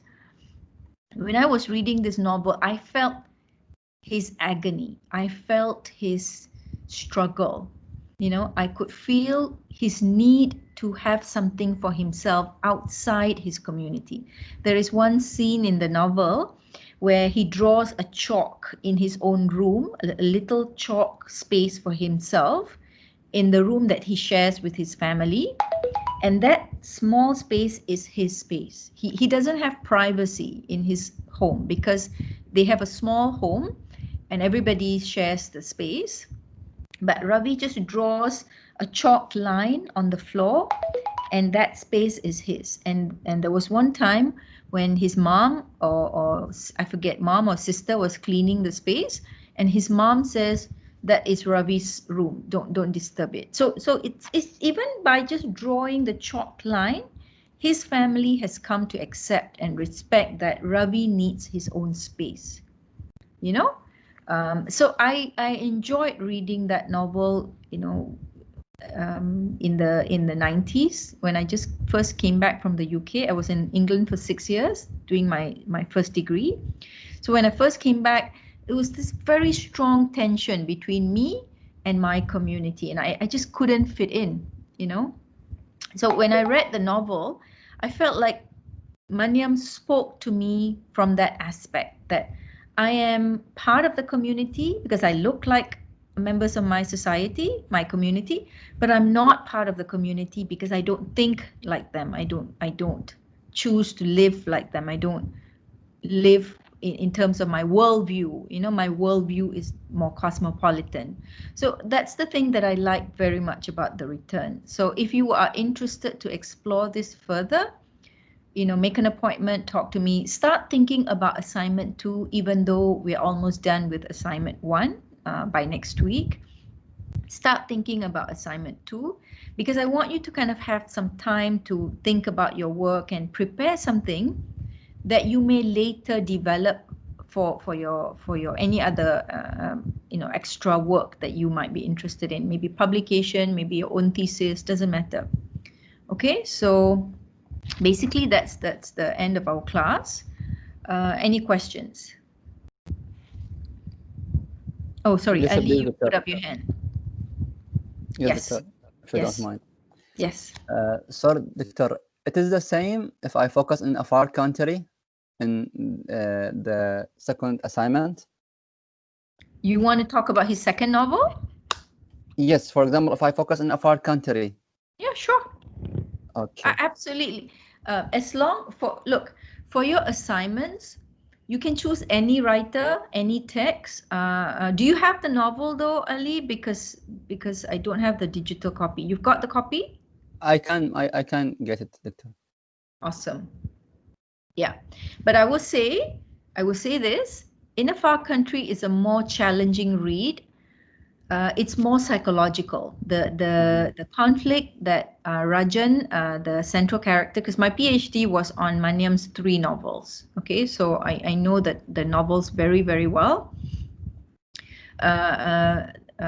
Rajan, the setting of the second novel, In a Far Country, is set during Malaysia has been formed, is an independent nation, but there is strong tension between the communities. And Rajan goes through a midlife crisis. Rajan is the central character in the novel, In a Far Country. He goes through a kind of a midlife crisis. He takes this journey into the forest and tries to capture the symbolic spirit of the land, the tiger. He goes with this Malay character who takes him on this journey. So he is the Indian Malaysian, and there is this Malay native or Malay local. So there is that kind of a tension between, are you Malaysian enough? Is your sense of identity Malaysian enough? Can you capture the spirit of this land if you are from the migrant community? So so there's a lot of psychological stream of consciousness, the narrative technique. So there are many episodes where Rajan is in his own room, but he is going through a lot of internal monologue, So if you enjoy that kind of a reading, sure. His third novel, Between Lives, it's more contemporary. I love the third novel the best. That's my favorite of his 3 novels. It's a relationship between an elderly woman, Salama, and a young woman who is in her 20s. So the young woman is very cosmopolitan. She's kind of like she's Indian, but she's more an urbanite, So she learns more about her culture through her relationship with Salama. They're not related, but they are both Indian. So yeah. Okay, so any text you are interested in, start exploring it. I want this course to be tailor-made to your interests. So for instance, if you tell me, I'm interested in this kind of a topic, can you suggest a novel? So if I can find one, or if I can suggest one, I would. If not, I will find out from my colleagues from the literature department, and then I will let you know. So I want you to kind of develop your own interest in Malaysian literature in English, So let me know fairly in advance so that we can kind of try to get you the text, especially if you're away. Yeah, Huda, you put up your hand. Sorry, Ali, are we done? Did you have another follow-up question? Till now it's okay, Doctor, but I have, sorry, before Huda, another question, if you don't mind. Yeah, go ahead.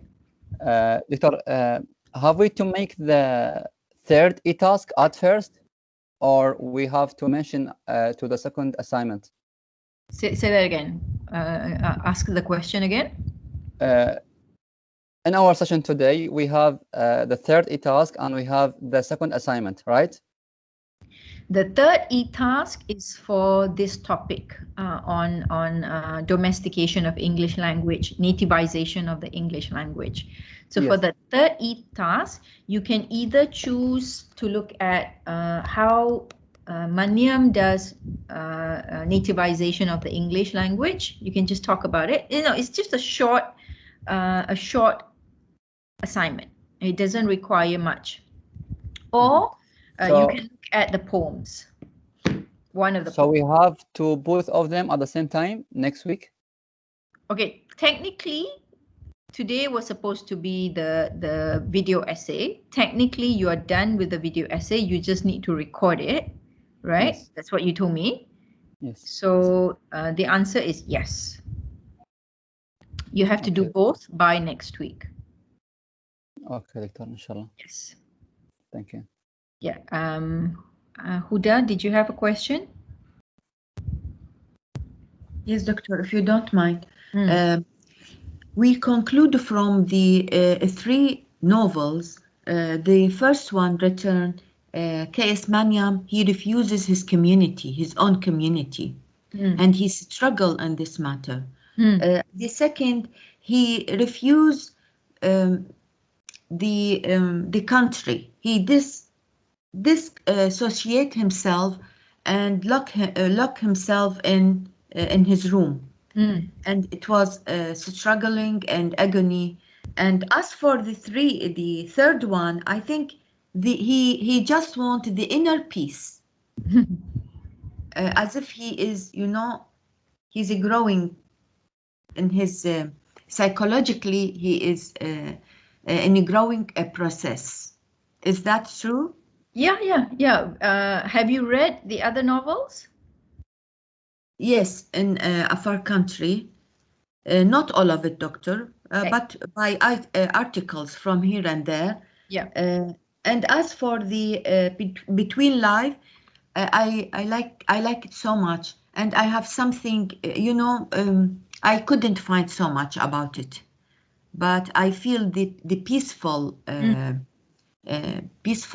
spirit in it. Yeah. And that's why I chose all 3 novels for my PhD thesis, because the way I constructed it, I said that the Return was more plural society. In a Far Country was more multi-ethnic society, where the communities, they live together, they know that this is part of their country, that they have this sense of imagined society that Benedict Anderson talks about, but they still go back to their individual communities, the multi-ethnic society. And in Between Lives, it's moving towards a more multicultural society, where there is where the identity is more fluid, and there are other aspects of there are other societies or other communities that come to color your identity. So I really like. So is that what your video essay will be about, Huda? It will be about the second one, doctor, and his dissociation with his community. Not community, his country. Yeah. Okay, Ali, did you want to say something? You've got your hands up.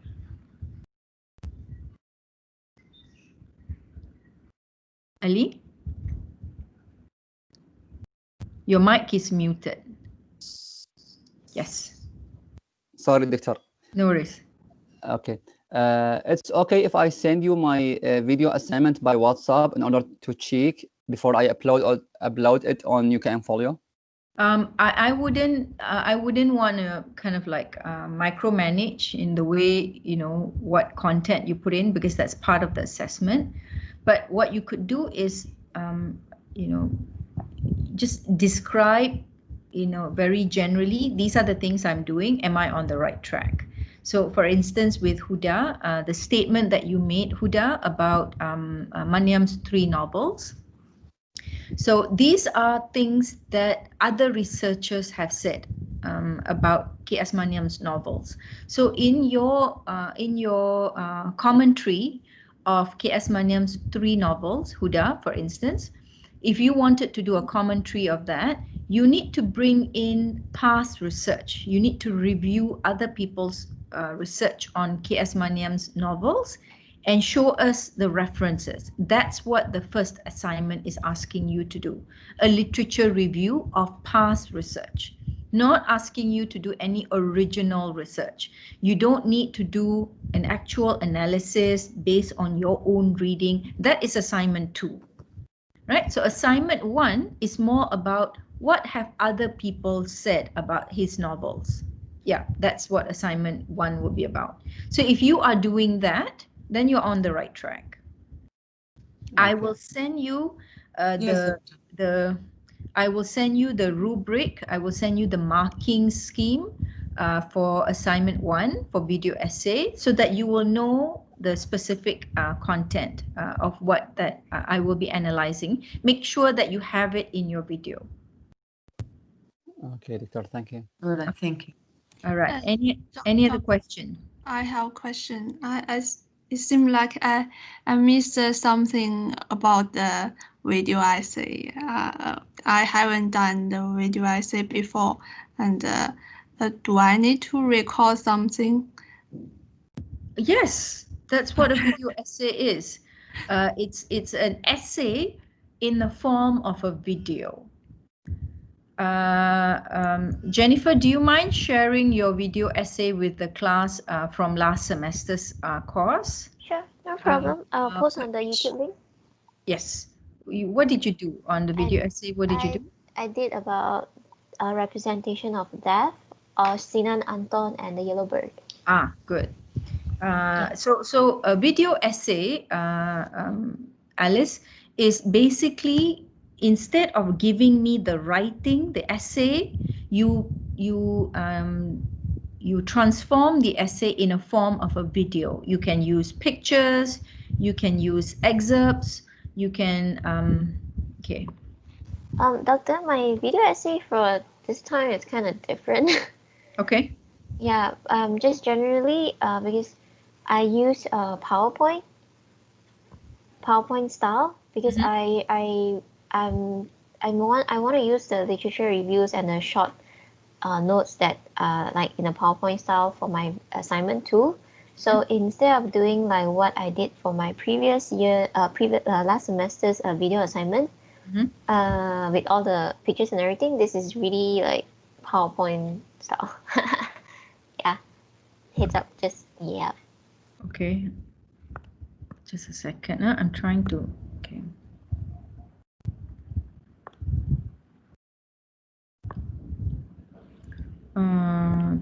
Video.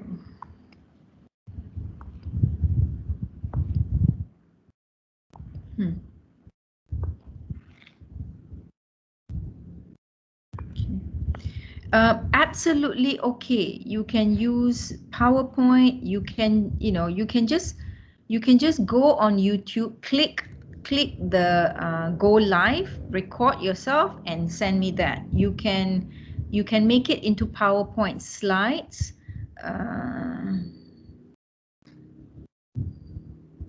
Just give me a second, okay? Okay. All right.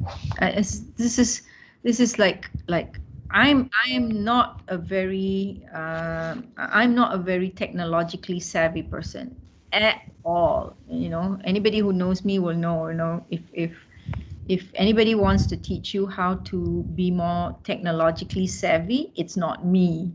Definitely not me. I'm not one of them. But say for instance, I wanted to make this into a video essay. Can you all see the slides from lecture 3? Yes, doctor.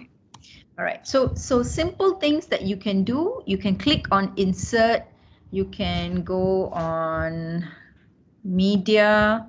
You can add an audio. You can record, for instance.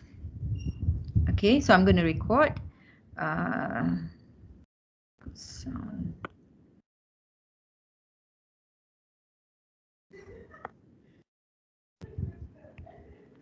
Hi, for this slide, I want to talk about the introduction to Malaysian literature in English, and I want to capture that through the novel of The Return. So you, for instance, that recording will be incorporated into the slide. That's something simple. Then you can do transition. You know, you can choose morph, and then you can do animation, whatever you want. Then afterwards, when you're done, you export it as a video. You create a video. Okay, then you click on the video, you create, and you give it a title. So it would be desktop for me. Okay, it would be that. Like I said, I am not a technologically savvy, and if I can do this, I know you all can do so much better. For sure one. That's very Malaysian English. For sure one. Yes. One. For sure one. So then you upload the video. Okay.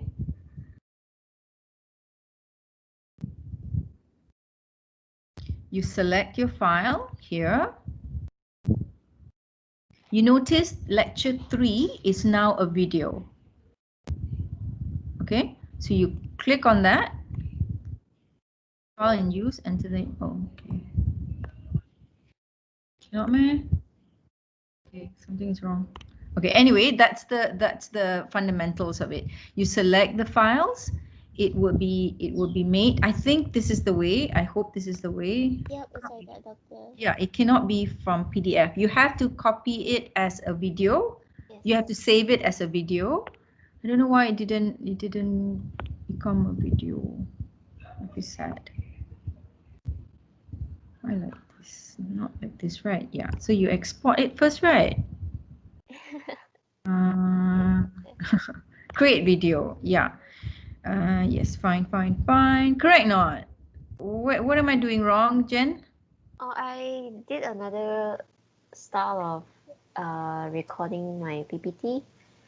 Can you make a recording of the recording?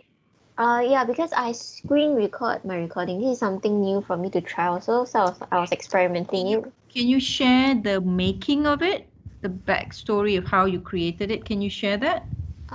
Sure. I mean, not now, but if you can have a video and you share it, that would be really great. So Alice, in answer to your question, you have to do a video essay. So what that means is you can just have the camera on. You can use your phone. You can just capture it on your phone. You know, you're talking to your phone, your video, and then you upload it onto YouTube, and then you share us the link. And then next week we will watch the video. Oh, I put my link in the chat if that helps. Oh, brilliant. Okay. Okay, Doctor, thank you. I understand that. Okay. So what I want is okay, this is Jennifer's video essay from, but you don't have to make it this way, but this is just an example. I hope the audio is okay. Yeah, I was experimenting with that also last time, so.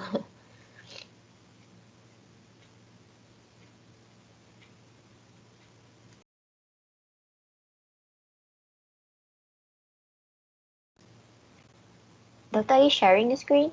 Yes, I am. Is it not sharing? No. I know.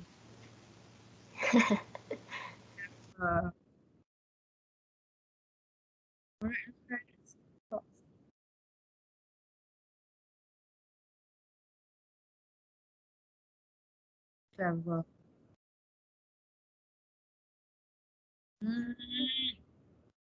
I do. You can see now. Yeah, I can see. Yes. So you notice Jennifer doesn't have words.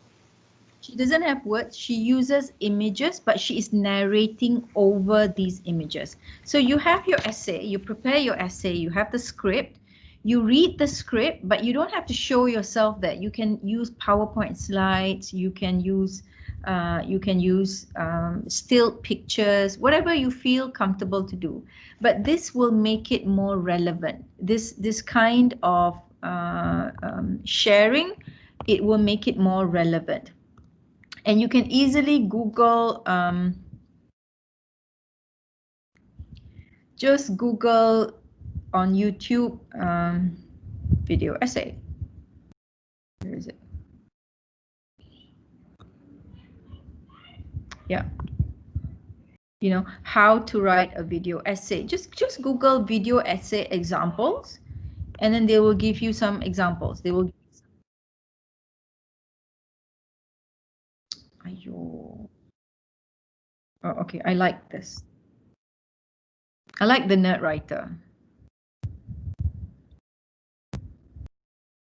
So basically, you know, look at other examples. Can you all see? Yes, doctor. Yes, doctor.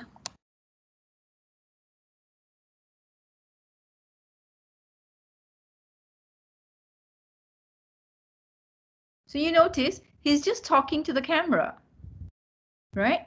And you can just do that. You talk to the camera, then save the recording, upload it on the same way. You go upload the video. First of all, you need to have a Gmail account. You need to have a YouTube channel. The minute you have a Gmail account, you can open a YouTube channel using your Gmail account, and then you can start uploading videos. Then you upload the video. You choose a video that you want to upload. You upload it. Don't worry if you don't want to make it available to the public. There are ways to kind of make your video available or not available. Oh,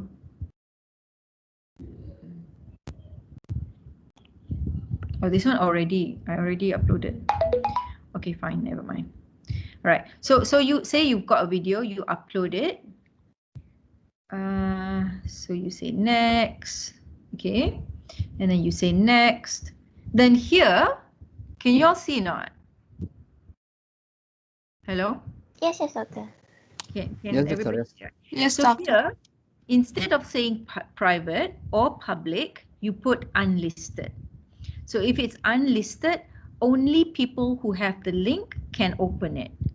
So it's not public. I like to make mine public because whatever I prepare, you know, recording of the class, for instance, I want to try to make it available for other people. You never know. Somebody might be able to learn something or two. And in my faith, in Islam, we believe that when somebody learns something from you, you keep gaining the barakah, you keep gaining the reward. Even after you've passed away, you continue to get the barakah or the reward as that person is using it. And if that person teaches somebody else what they learned from you, you will get the barakah from other people using the same knowledge because you shared that knowledge with you. So knowledge sharing is huge in my faith.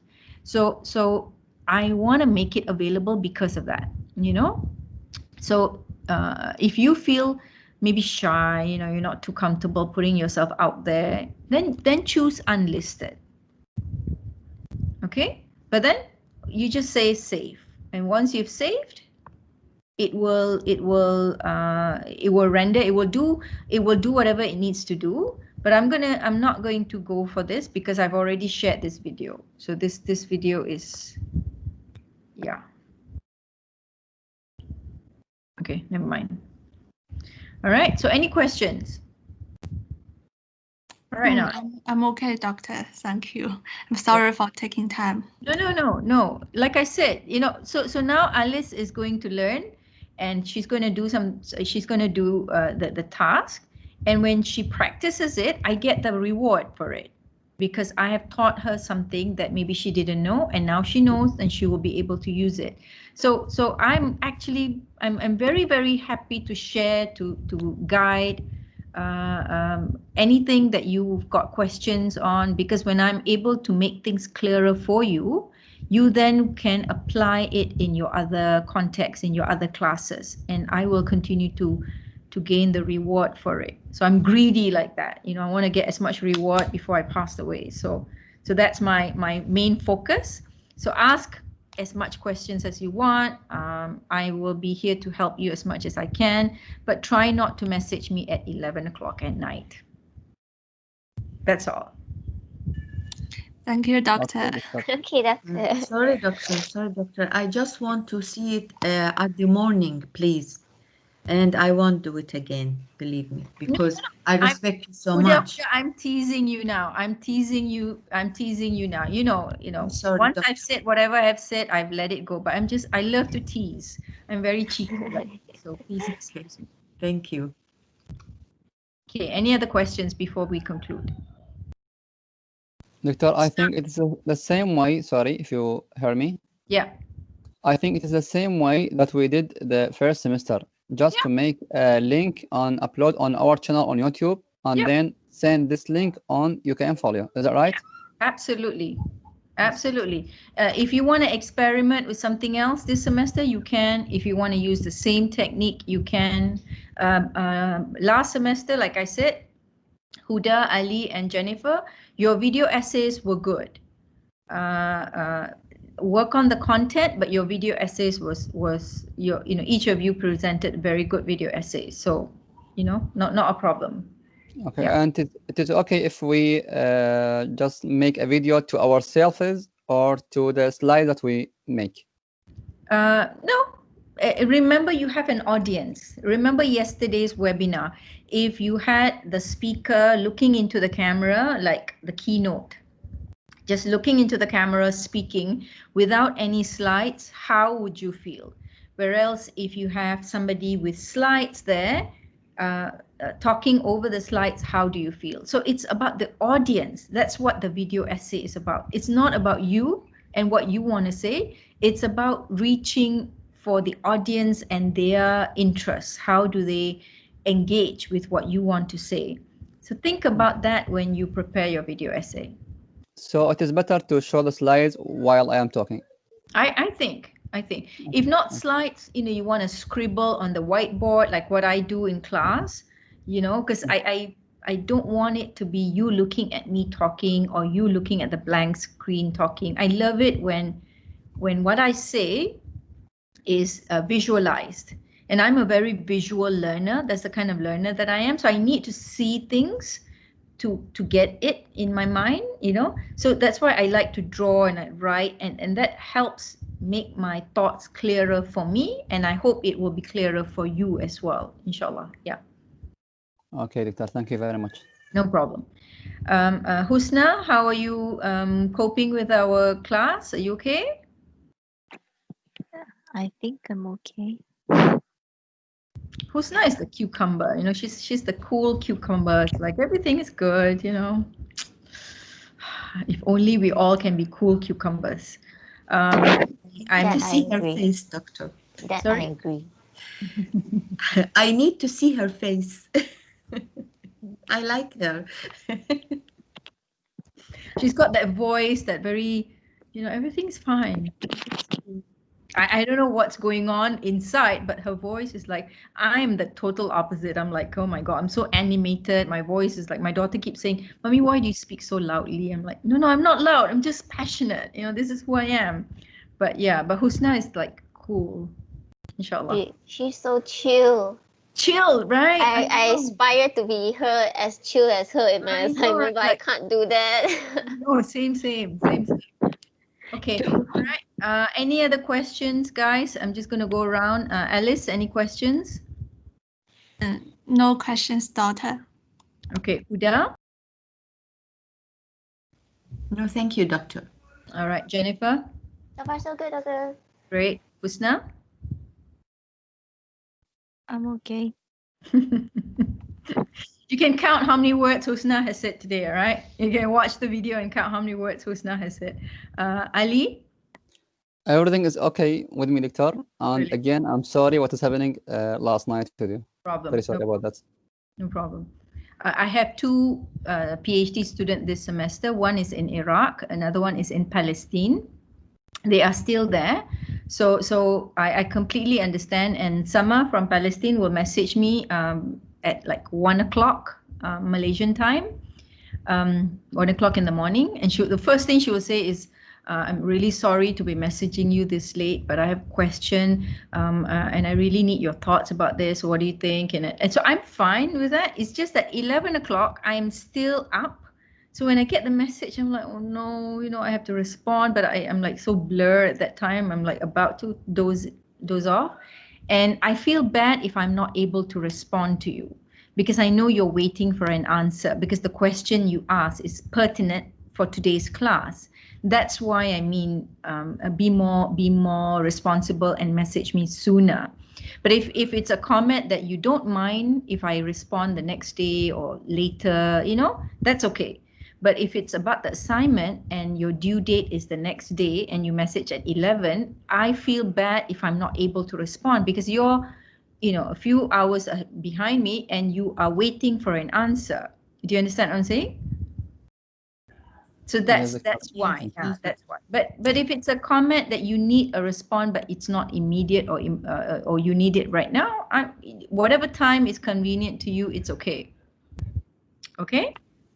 I did it my video, you know, doctor, lately till 3 o'clock. Then I slept because you didn't answer me, so I have to do my job. That's it. But I record my face, and while I am speaking, it took me so long. Yeah. So I apologize again, and it will never happen again. Not just to me, but to all your other lecturers, you know, because they want to be more responsive to all of you, myself included, but sometimes it's inconvenient to respond at that time of the night because you have to think about so many things. You have to consult the other students in the class. There's so many things that needs to be done before you can respond yes or no. So that's the inconvenience, but otherwise it's not an issue. So thank you so much for today's class. I will inshallah make this recording available on YouTube, and then I'll share you the link hopefully by today, if not by tomorrow. Okay, doctor, thank you. Thank you. Thank you. Take care, everybody. Message me if you need to see me for your assignment 1 or assignment 2, or if you've got any questions. We can always do a personal consultation. You don't have to have during class, but just let me know if you need to see me. All right? Okay, doctor. Thank you. Take care, everybody. Bye-bye. Take care. Bye-bye. Bye-bye. Bye. Bye-bye.